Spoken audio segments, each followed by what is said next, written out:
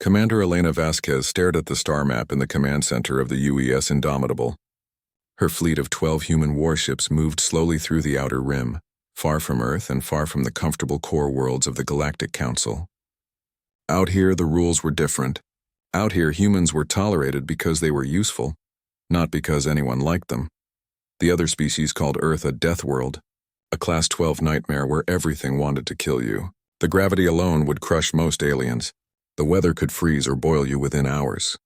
The animals were apex predators that hunted in packs. And the humans? They were the worst predators of all. Elena didn't mind the reputation. It kept most trouble away. The 3rd Human Expeditionary Fleet had been patrolling for 6 months without incident. Boring, but safe.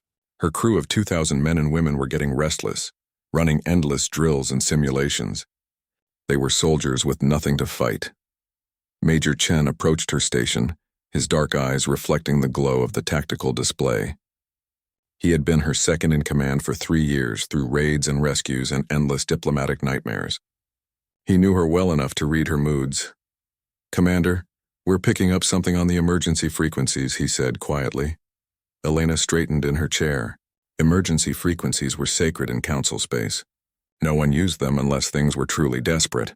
She gestured and Chen transferred the signal to her station. The message was broken, crackling with interference and distance. A voice spoke in heavily accented Standard Galactic, the trade language everyone used. "This is Kalari Prime, under attack. The Vorax Collective, please. They're burning the cities. The children are in the shelters, but the shields won't hold. Please, anyone. Help us." The message cut off. Elena felt her blood turn to ice. The Kalari. She knew them. Everyone in the fleet knew them. The Kalari were a peaceful species, four-armed and covered in soft blue fur. They were artists and doctors and teachers. They had no military to speak of. Their entire culture was built around creation, not destruction. Elena remembered Kalari Prime. She had been there 2 years ago when a plague hit one of the human colonies on the border.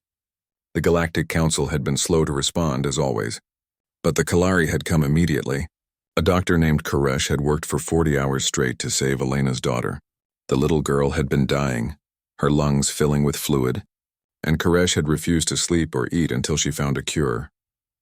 "Pull up everything we have on the Vorax Collective," Elena ordered, her voice hard. Chen's fingers flew across his console. Data streamed onto the main display. The Vorax Collective was a slaver empire that operated in the lawless sectors beyond council jurisdiction. They raided vulnerable worlds, took everything of value, and sold the survivors to the highest bidder. They were brutal and efficient, and they had powerful ships. "How long ago was that transmission sent?" Elena asked. 18 minutes, Chen replied. "Given the distance and the interference, the attack probably started 3 hours ago. What's the council's response time for a situation like this?" Chen checked the protocols and grimaced. 6 to 8 standard cycles. They'll need to verify the threat, convene a security session, debate intervention parameters, authorize a fleet. "Weeks," Elena interrupted. "They'll take weeks." "Yes, Commander." Elena looked at the star map. Her fleet was 4 hours away from Kalari Prime at maximum FTL speed. The Council was weeks away. The Kalari had hours, maybe less. She thought about Koresh, about that kind doctor with her gentle hands and tired eyes working desperately to save a human child she had never met. The Treaty of Proxima was clear. Humanity had signed it 20 years ago, when they joined the Galactic Council. No unauthorized military action, no intervention without Council approval, no independent operations in Council space. Humanity had agreed because they needed access to galactic trade, technology, and resources. They had agreed because the alternative was isolation or war. Breaking the treaty meant sanctions. It meant humanity could be expelled from the Council. It could mean economic collapse for the colonies, blockades of Earth, even military action against human worlds. It could destroy everything humanity had built in the galaxy over 2 decades. Elena thought about the Kalari children huddled in shelters, listening to the screams above them as their world burned. She thought about the Vorax ships in orbit, methodically destroying everything below. She thought about the slave pens being filled with artists and doctors and teachers who had never hurt anyone. "Commander," Chen said softly. He knew what she was thinking. Everyone on the bridge knew. Elena stood up. Her crew watched her, waiting. She had led them through impossible situations before. They trusted her. They would follow her anywhere, even into hell. All ships battle stations, Elena said clearly. Navigation, plot a jump to Kalari Prime, maximum speed. Tactical, load all weapons and prep the Marine assault teams. Communications, send a message to Earth Command. Tell them we're going to violate the Treaty of Proxima. Tell them we're going to start a war. The bridge erupted into controlled chaos as her crew executed her orders. No one questioned her. No one hesitated. They were human. They were from a death world where survival meant protecting your pack. And right now the Kalari needed their pack. Jump to FTL in 3 minutes, the navigation officer called out. Elena gripped the armrests of her command chair. She had just made a decision that could destroy humanity's place in the galaxy. But she had also made the only decision she could live with. The stars stretched into lines as the fleet jumped. They were going to war. The human fleet dropped out of FTL space above Kalari Prime, and Elena's stomach turned at what she saw. The beautiful blue-green world she remembered was burning. Dozens of massive Vorax dreadnoughts hung in orbit like vultures, their weapons hammering the surface below. Entire cities were gone, replaced by craters and fire. Slave ships, huge and ugly, were already departing with their cargo holds full. Tactical assessment, Elena demanded. 38 Vorax warships, Chen reported, his voice tight. We're outnumbered 3-1. Their ships are heavily armed but built for intimidation and cargo, not ship-to-ship combat. Our weapons have better range and penetration. Life signs on the surface? Millions dead. Maybe tens of millions still alive in the deep shelters. The planetary shields are failing.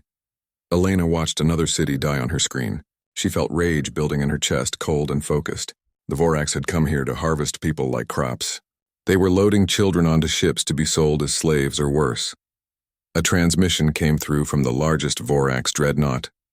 A reptilian face appeared on the screen, covered in scales and scarred from old battles. The Vorax commander bared his teeth in what might have been a smile. Deathworlders, the alien hissed. This is not your concern. Leave now, or we will add your ships to the wreckage. This world belongs to the Vorax Collective now. Elena stood up slowly. She let the silence stretch for a moment. Let the Vorax commander think she was afraid. Then she smiled, and it was not a nice smile.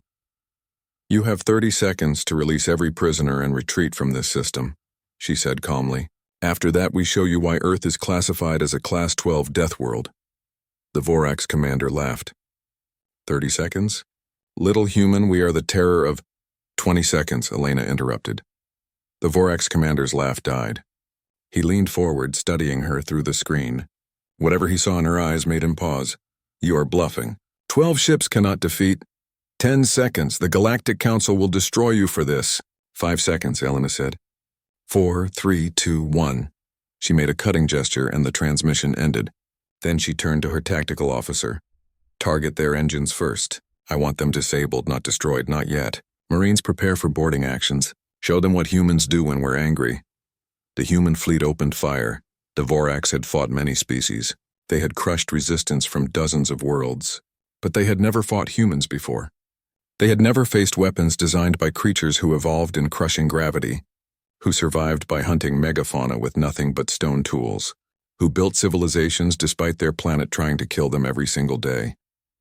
Human railguns, designed to function in Earth's thick atmosphere and punish through extreme conditions, tore through Vorax armor like paper.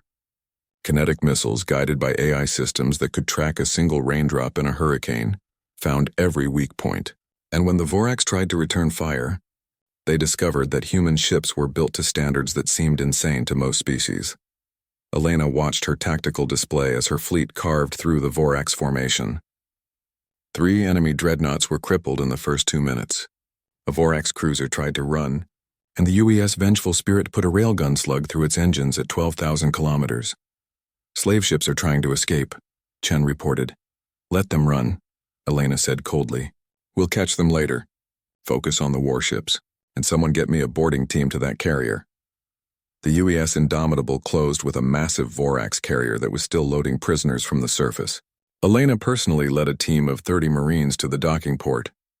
They breached the hull with cutting charges and poured into the alien ship. The Vorax crew had never experienced a human boarding action. Most galactic species considered boarding to be suicidal, something from ancient history. Ship weapons were so powerful that close combat was impossible. But humans didn't care about impossible. Elena's Marines moved through the Vorax ship like a storm. They wore power armor that multiplied their already formidable strength. They moved with precision born from endless training. And they fought with something the Vorax had never encountered: controlled fury. Every Marine knew what was at stake.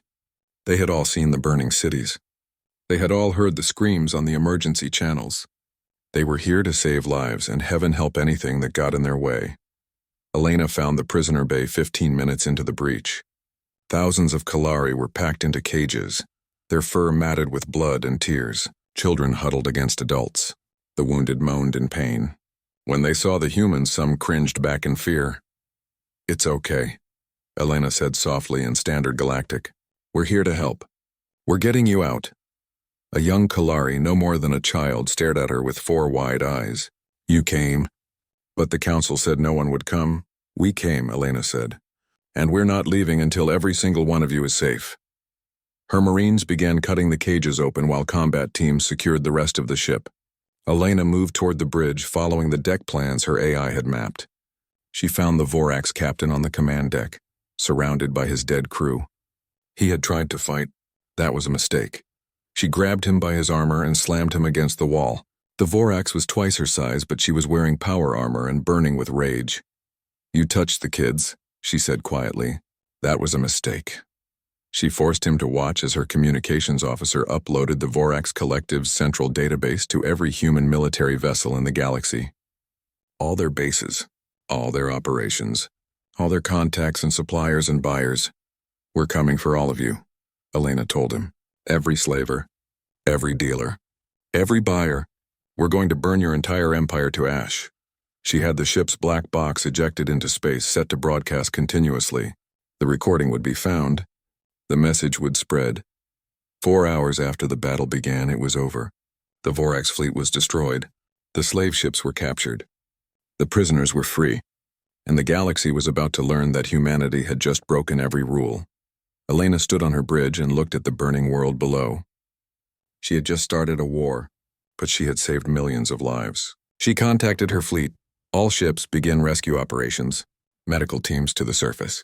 Engineers help repair those shields. Marines secure all prisoners and document everything. We're going to need evidence when the council comes for us." She sat down in her command chair, suddenly exhausted. Chen approached her quietly.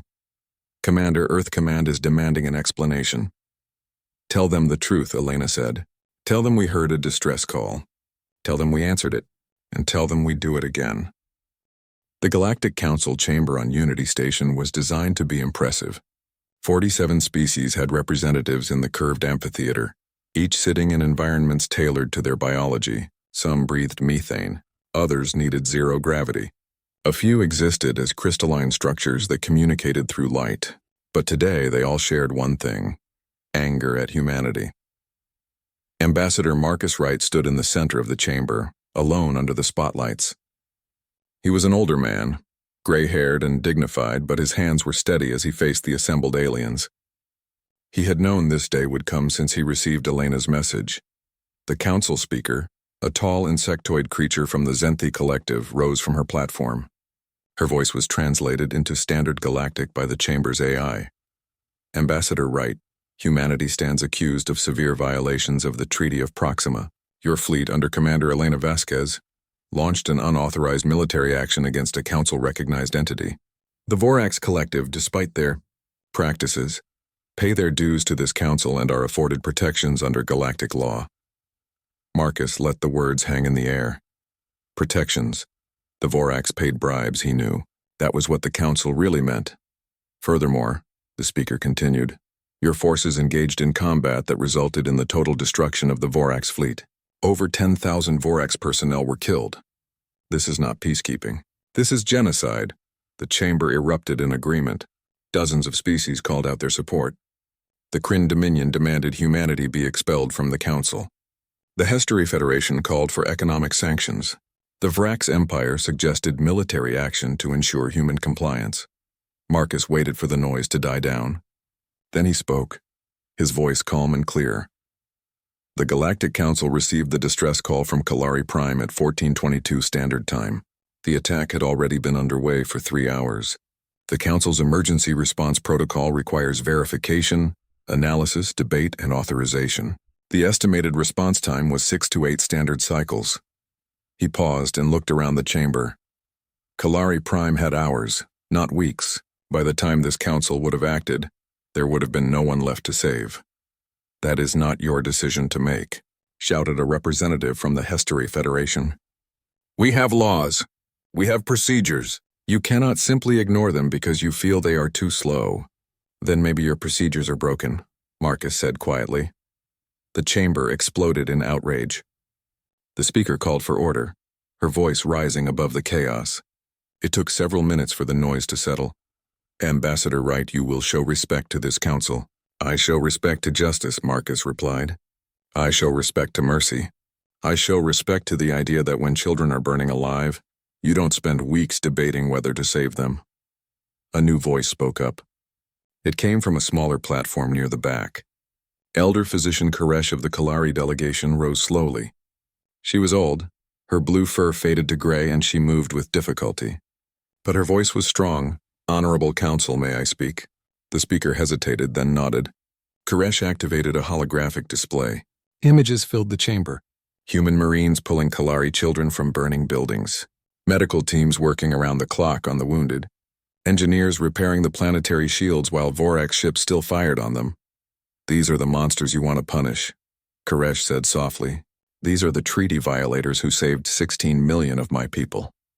Commander Vasquez herself led the boarding team that freed 5,000 prisoners from a Vorax carrier. She could have simply destroyed the ship. It would have been safer for her crew, but she risked their lives to save ours. She changed the image. It showed a human Marine, a young woman, giving her own rations to a group of Kalari children. This Marine had not eaten in 30 hours. She was exhausted, but she gave her food to our children and went back to rescue more. Every human in that fleet acted with honor and courage. They broke your laws, yes, but they honored something deeper. They honored the law that says children should not burn while bureaucrats debate. The chamber was silent now. Koresh looked at the assembled species with her 4 eyes, and Marcus could see tears on her fur. "My people have lived for 3,000 years. We have created art and music and medicine. We have never harmed another species. We have always believed in the goodness of the galaxy. And when we needed help, when our children were dying, only one species answered. Only the Deathworlders came." She sat down slowly. The silence stretched. Then another voice spoke. It came from the Threen Collective, an aquatic species from the Mid-Rim. "The Kalari are not alone in their experience. 2 years ago, the Vorax raided our mining colonies. We sent a distress call. The council debated for 5 cycles. By then, 15,000 of my people were gone. Where was justice then? And the Marathi remember," said a deep, rumbling voice. The silicon-based Marathi representative, a creature of living stone, rose from his platform. 6 years ago, the Vorax strip-mined our colony world. We lost an entire generation. The council expressed concern but took no action. More voices joined in. Species after species spoke up, telling stories of Vorax raids and council inaction. Marcus watched as the chamber divided before his eyes. On one side, the established powers who had always dominated the council. On the other, the smaller species who had suffered in silence. The speaker called for order again, her voice sharp. "This debate is not about the Vorax Collective. It is about human violations of treaty law." "Then let's talk about treaty law," Marcus said. He pulled out a data chip and held it up. "This contains the recordings from the Vorax black box that Commander Vasquez recovered. It has some very interesting information." He activated the display. Files streamed across the holographic screens. Bank transfers, communications, contracts. "These are the records of council members who took bribes from the Vorax Collective," Marcus said calmly. "Species who looked the other way while the Vorax raided and murdered. Officials who delayed responses to distress calls. Corporations that bought slaves through intermediaries." The chamber erupted in chaos. Representatives shouted denials. Others demanded to see the evidence. The speaker tried to regain control but failed. Marcus let it play out for a minute, then he raised his hand. His voice cut through the noise. "The Galactic Council has a choice. You can punish humanity for saving lives. You can uphold a system that protects slavers and punishes rescuers. You can continue to debate while innocents die. He paused and met the eyes of the speaker. Or you can change. You cannot dictate terms to this council. The speaker hissed. I'm not dictating, Marcus said. I'm informing. Humanity is going after every slaver network in council space. Every trafficker. Every buyer. Every corrupt official who enabled them. You can join us. You can stay out of our way. Or you can try to stop us. He looked around the chamber one final time. But understand this. We heard one distress call, and we destroyed an empire in 4 hours. Imagine what we'll do if there are more calls. Imagine what we'll do to anyone who tries to stop us from answering. He turned and walked out of the chamber. Behind him, the Galactic Council dissolved into arguments and accusations. The old order was crumbling, and humanity was done asking for permission. Admiral James Okonkwo studied the holographic map of Council space in his command center on Earth. He was a tall man with dark skin and calculating eyes, and he had spent 30 years in the military. He had fought in the colony wars, survived the Mars Rebellion, and negotiated peace with 3 different alien species. But he had never seen anything like this. 37 battle groups, he said to his staff. That's every major fleet we have. We're leaving Earth practically undefended. The Council won't attack Earth, said General Park, his tactical advisor. They're too fractured. Half of them support what we're doing. The other half is too busy dealing with their own corruption scandals. Okonkwo nodded slowly. The evidence Marcus Wright had released had shattered the Galactic Council's unity. 23 council members had been expelled or resigned. The Vorax bribes had reached higher than anyone expected. Some species were calling for complete reformation of the council structure. But that was politics. Okonkwo dealt in war. Show me the target list, he ordered. The map zoomed out and dozens of red points appeared across council space. Each one represented a slaver network, trafficking hub, or Vorax stronghold. Intelligence had been gathering data for weeks, ever since Elena's raid on Kalari Prime. We've identified 147 major targets, General Park said. The Vorax Collective has operations in 62 systems. They have alliances with the Kryn Syndicate, the Hesturi Black Market, and at least a dozen smaller operations. Okonkwo traced a line across the map with his finger. We hit them fast and we hit them all at once. No warnings. No negotiations. Slavers get one chance to surrender, then we burn them out. Some species will call it genocide, Park warned. Some species called the Kalari rescue a violation of treaty law, Okonkwo replied coldly. I stopped caring about politics when I saw the footage from those slave ships. We're doing this.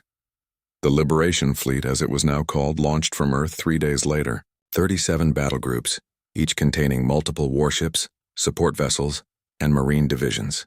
It was the largest military operation humanity had ever attempted in space, but they weren't alone. Ships from 17 other species joined them. The Kalari sent medical frigates. The Threen provided intelligence vessels. The Marathi, grateful for being saved from strip mining, contributed 3 massive dreadnoughts built from living stone. Even some former council members, disgusted by the corruption revelations, sent support. It wasn't just a human fleet anymore. It was a coalition of the rescued, the angry, and the determined. The campaign began in the Outer Rim and worked inward. Human battle groups struck Vorax outposts with brutal efficiency. They didn't conquer or occupy. They liberated the prisoners, destroyed the infrastructure, and left. They trained local populations to defend themselves. They provided weapons, shields, and communication systems. And they broadcast everything. Every liberation was recorded and transmitted across the galactic net. The images were impossible to ignore. Human Marines breaking open slave pens, children reunited with parents, Vorax slavers dragged before tribunals on the worlds they had victimized. The message was clear. This is what happens when you prey on the weak. 6 weeks into the campaign, the Liberation Fleet had freed 42 worlds and destroyed 30 slaver networks. The Vorax Collective was in retreat, pulling back to their core territories. Other slaver operations were dissolving, their members fleeing before the humans arrived. But the Vorax leadership wasn't surrendering. They were making a stand. Okonkwo received the intelligence report with grim satisfaction. The Vorax had consolidated their remaining forces at Vorax Prime, their fortress world deep in the Scar Nebula. It was a planetary stronghold with automated defense platforms, military-grade shields, and a fleet of 200 warships. On paper, it was impossible to crack. The Vorax had turned their homeworld into a bunker. They think we'll give up, Elena said. She had joined Okonkwo's command staff after her promotion to Rear Admiral. They think we'll see those defenses and decide it's not worth the cost. They don't understand humans very well, Okonkwo observed. He called a strategy meeting with the entire Liberation fleet. Representatives from every species attended via holographic link. The Kalari Elder Koresh was there. So was the Threen fleet commander and the Marathi war singer. Vorax Prime, Okonkwo said, bringing up the tactical display. The heart of the Vorax collective. Every slaver who escaped us has run there. Every Vorax leader is hiding behind those shields. If we take this world, we break them completely. The defenses are formidable, the Threen commander observed. His aquatic form rippled with concern. They have 400 orbital platforms. Each one carries weapons that can destroy a cruiser. The planetary shields can withstand sustained bombardment for weeks. Then we don't bombard them, Elena said. She stepped forward and gestured at the map. We use Earth's hammer. The alien representatives looked confused. The Marathi war singer, a massive crystal being, hummed with curiosity. Explain this Earth weapon. It's not a weapon, Elena said. It's physics.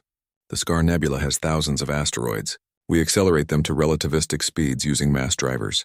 The Vorax shields are designed to stop energy weapons. They can't stop kinetic impact. Understanding dawned on the alien faces. The Kalari Elder Koresh made a gesture of respect with two of her forearms. You would use the very rocks of space as weapons, she said softly. Your people truly are children of a death world. The plan took 3 days to implement. Human engineering ships, assisted by Marathi fabricators, built massive magnetic launchers in the asteroid belt.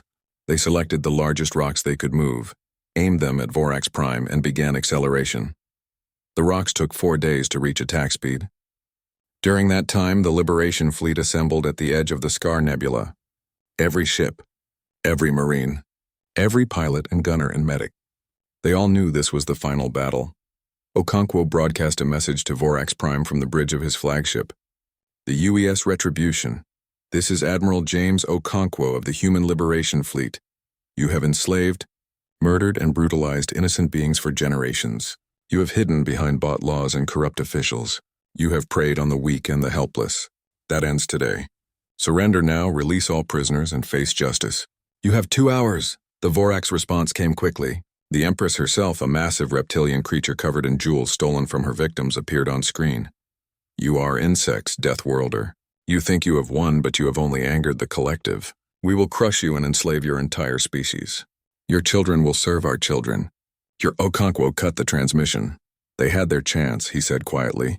Begin Earth's hammer. The asteroids arrived 30 minutes later. They struck the planetary shields at 40% of light speed. The impact released energy equivalent to nuclear weapons. The first shield layer shattered. The second held for 17 seconds. The third failed after the fifth impact. The Vorax had built their shields to stop conventional weapons. But humans didn't use conventional weapons. They used the universe itself. When the shields fell, the Liberation fleet moved in. The battle for Vorax Prime lasted 3 days. The humans and their allies fought through the orbital platforms, disabled the defense grid, and landed on the surface. Marines swept through Vorax strongholds with practiced efficiency. Elena personally led the team that captured the Empress. They found her in a bunker beneath the capital, surrounded by her elite guard. The guards fought to the last. The Empress tried to bargain, offering wealth, territory, anything. Elena looked at the creature who had ordered the deaths of millions and felt nothing but cold satisfaction. You wanted to know why Earth is a death world? She said. Because everything there tried to kill us. The weather, the animals, the plants, everything. And we survived by protecting each other, by standing together against monsters. She stepped closer to the Empress. You're just another monster, and we're very good at dealing with monsters. The Empress was taken to a liberated world where thousands of freed slaves waited. They would decide her fate. It was not mercy. It was justice. Okonkwo stood on the bridge of the Retribution and watched Vorax Prime burn. Not from human weapons, but from the uprising of the slaves the Vorax had kept on their own homeworld. Generations of suffering were ending in revolution. Sir, we're receiving surrender offers from 17 slaver networks, his communications officer reported. They're disbanding and releasing all prisoners. Okonkwo nodded slowly. Fear was a powerful motivator. The galaxy had just watched humanity destroy an empire in 3 months. Other slavers were getting the message. Accept the surrenders, he ordered. But verify everything. Any network that tries to hide prisoners or continue operations gets the same treatment as the Vorax. Elena approached him, her armor scarred from the ground fighting. She looked exhausted but satisfied. We did it, she said quietly. We actually did it. We started it, Okonkwo corrected. This is just the beginning. There are still slavers out there, still corrupt officials, still species who think they can prey on the weak. Then we keep going, Elena said. As long as it takes. They stood together and watched the last Vorax stronghold fall. The galaxy would never be the same. 6 months had passed since the fall of Vorax Prime. The galaxy was forever changed. Admiral Elena Vasquez stood on a balcony overlooking the central square of Kalari Prime's capital city. The buildings around her had been rebuilt, their elegant architecture restored by Kalari artisans. Music drifted up from the streets below. It was the Reconstruction Festival, a celebration of survival and rebirth. The square was filled with thousands of Kalari, their blue fur decorated with ribbons and flowers. Human Marines walked among them, no longer seen as terrifying Deathworlders but as honored guests. Children ran up to soldiers to offer them sweets and small gifts. Elena watched a massive human Marine, a man who could probably lift a ground car, kneel down carefully to receive a flower crown from a tiny Kalari child. It's beautiful, isn't it? Ambassador Marcus Wright said, joining her on the balcony. He had aged in the past months, the stress of reforming the Galactic Council taking its toll. But he smiled as he watched the celebration below. It's what we fought for, Elena replied. This, the chance for people to just live their lives without fear. The Council officially ratified the Right of Intervention Treaty this morning, Marcus said. Any species can now request immediate aid in cases of slavery, genocide, or mass atrocity. No more weeks of debate. No more bureaucratic delays, Elena nodded. It had been a hard fight. Many council species had resisted giving up that much authority. But the corruption scandals had weakened the old guard, and the Rescued Worlds bloc had gained enough votes to force through the reforms. 17 slaver cartels have dissolved in the past 6 months, Marcus continued. Just dissolved. They're too afraid of human retribution. The Kryn Syndicate shut down every trafficking operation they had. The Hesturi black market is now actually trying to become legitimate. Fear is a temporary solution, Elena said. Eventually they'll forget to be afraid. They'll think they can get away with it again. Then we'll remind them, a deep voice said. Admiral Okonkwo approached them, his dress uniform crisp despite the heat. That's why we're making the Deathworlder fleet permanent. Humanity plus 17 allied species, dedicated to rapid response. We'll have fleets stationed across council space. Elena turned to face him. Have you decided who's going to command it? I have, Okonkwo said, and he smiled. You are. Congratulations, Fleet Admiral Vasquez. Elena felt a moment of surprise, then acceptance. It made sense. She had started this. She had been the one who answered the first distress call, the one who decided that laws were less important than lives. What about you? She asked Okonkwo. I'm too old to keep charging into battle, he said with a chuckle. I'll be coordinating with the new council structure from Earth, making sure the politicians don't forget why we did this. A young Kalari approached them shyly. She was one of the children Elena had personally rescued from the Vorax carrier, now wearing a student's robes. She held out a small sculpture, beautifully crafted from crystal. For you, Admiral, the girl said in carefully practiced standard galactic. You saved my life, my family, my world. Thank you. Elena took the sculpture gently. It showed a human figure standing protectively over smaller figures. Simple but powerful. What's your name? Elena asked softly. Koresh, the girl said. Named after elder physician Koresh. She says I should become a doctor too. To help people like you helped us. Elena felt tears threaten and blinked them back. That's a wonderful goal. The galaxy needs more doctors, more healers. The girl smiled and ran back to her family. Elena held the sculpture carefully. This small thing that meant everything. The celebration continued below. A stage had been set up in the square, and now thousands of Kalari children filed onto it. They wore matching robes and carried simple instruments. The crowd quieted as they began to play. The music was hauntingly beautiful, a blend of traditional Kalari melodies with human harmonies. The children sang in both their language and standard Galactic, their voices rising and falling like wind through trees. Elena didn't need to understand all the words. She could feel the meaning, gratitude, hope, remembrance of those who were lost and celebration of those who survived. When the performance ended, the crowd erupted in applause that lasted for minutes. Elena found herself clapping alongside thousands of aliens all united in joy. Marcus leaned close to speak over the noise. Earth received the new galactic classification this morning. We're no longer just a Class 12 death world. What are we now? Elena asked. Guardian World Class Sigma, Marcus said. A planet that protects rather than conquers. It's a new category. They created it specifically for us. Elena considered that. Guardian World, she liked it. It captured something essential about humanity. They had come from a world that tried to kill them every day, and they had survived by protecting each other. Now they were doing the same on a galactic scale. Admiral Vasquez, a young officer, approached with a tablet. Priority message from Earth Defense Command. Elena took the tablet and read the message. Another distress call. This time from the fringe worlds near the galactic rim. A species called the Yithri were under attack by raiders. Not the Vorax, they were gone. But there were always more predators. More people who thought they could hurt the weak without consequence. How long until we can respond? Elena asked. The Deathworlder fleet can be ready in 6 hours, the officer said. 15 ships are in range, including medical and support vessels. Elena looked at Okonkwo and Marcus. They both nodded. They understood. Prepare the fleet, Elena ordered. We're going. She turned back to the celebration one last time. The Kalari were dancing now, humans and aliens moving together in patterns that blended both cultures. It was beautiful. It was worth protecting. 3 hours later, Elena stood on the bridge of her new flagship, the UES Guardian. Her fleet was assembled, ready to jump. Ships from 6 different species, all united under one purpose. She thought about that first distress call, the one that had started everything, the call that had made her choose lives over laws.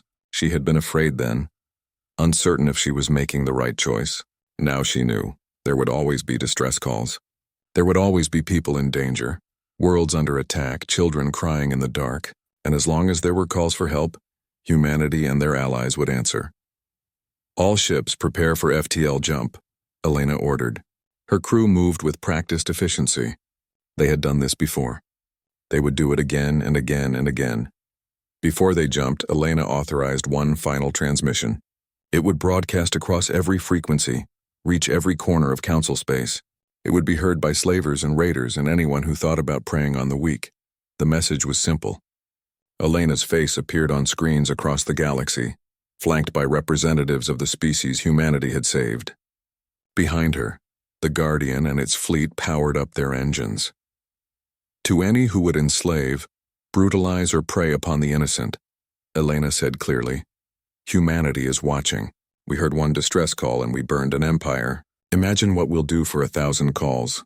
She paused, letting the weight of her words sink in. We are the Deathworlders. We come from a planet that tried to kill us every day. We survived by protecting each other. Now we protect everyone. We are the fleet that answers in the dark. We are the ones who come when you call. She looked directly into the camera and her eyes held the promise of both salvation and destruction. No one burns alone. Not anymore. The transmission ended. The fleet jumped to FTL, disappearing into the cosmic darkness. But their message remained, echoing across a galaxy that would never be the same. On Earth, in the Defense Ministry, engineers were already expanding the new division. First Response, they called it.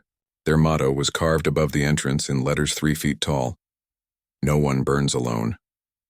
Inside, young recruits trained for their turn, learning to pilot ships, to fight, to rescue, to protect. They came from every continent, every culture, but they all shared one belief, that strength meant nothing if you didn't use it to protect the weak. An alarm sounded. Another distress call. The next wave of ships began their launch sequence. The galaxy was vast. There was so much darkness, so many places where evil could hide, but the Deathworlders were watching now, and they had learned something their planet had taught them long ago. The strongest predators survived not by hunting alone, but by protecting their pack, and now, The galaxy was their pack. The stars burned bright as the fleets jumped. Somewhere in the darkness, someone was calling for help. And somewhere, moving faster than light, the answer was already coming. The Deathworlders had heard, and they were on their way.